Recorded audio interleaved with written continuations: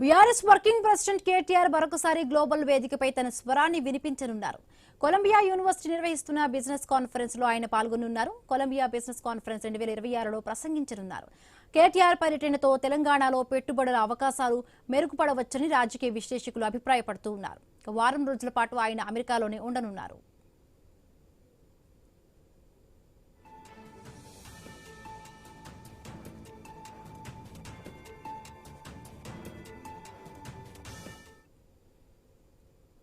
Nellore, Kadapa